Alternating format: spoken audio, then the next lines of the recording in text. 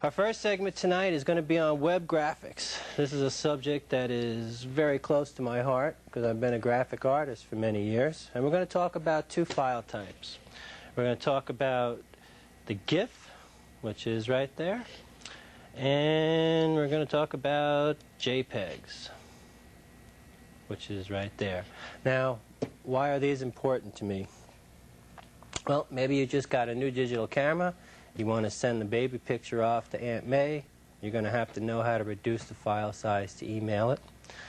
Maybe you're a budding web developer and you're going to start a little family website.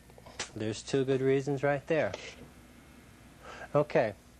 Tonight, first, we're going to talk about GIFs. A GIF graphic is something that you would use when you have large areas of solid color. You want to use transparent backgrounds, animations, or cartoons. Now the first thing we want to do is we're going to check our file size. The size of this file is 1,332,000 bytes and change. It's too big of a file to email or to put on the internet.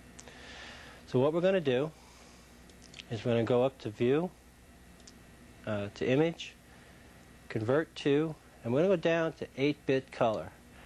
Now you saw choices there, 8-bit, 32-bit, 24-bit. You want to use the least amount of color you can. So we picked the 8-bit, adaptive, go back up to our image, resample. Now the next thing we're going to do is change the DPI. Now that's dots per inch. Here it's 96, but we're going to change it to 72. Now the reason you want to do that is because most computer monitors and television screens will only support a 72 dot per inch pattern. Any more dots over that, it's overkill, you're just wasting space. So we change ours to 72, click OK. Now we're going to check our file size again. Go back to resample, and look at the difference, 444,000.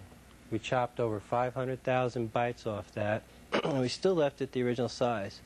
Now, most computer monitors are set up for 680 by 420. This picture is 798, so it's way too big.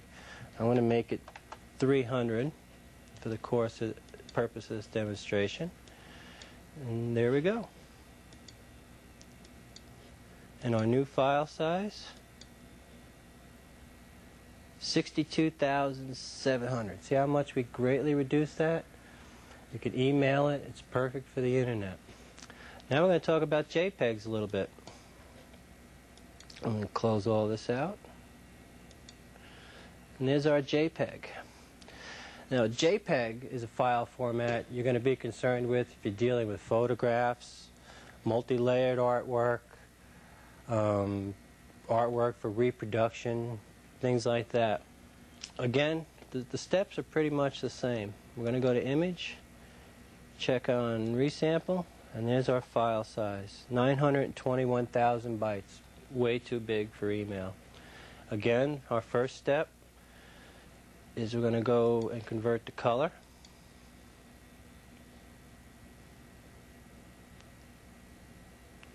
This is a photograph, so we're going to use 32-bit color because I want to copy all those varying shades.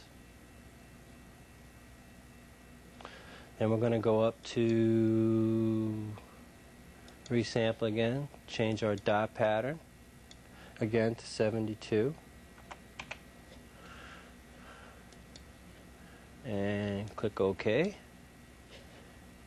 And now we're going to check our file size.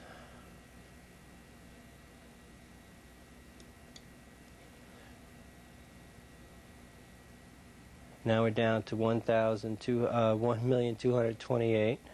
And where I was saying about the 640 by 480, we're going to reduce this to 300. Say we're going to use it on a website.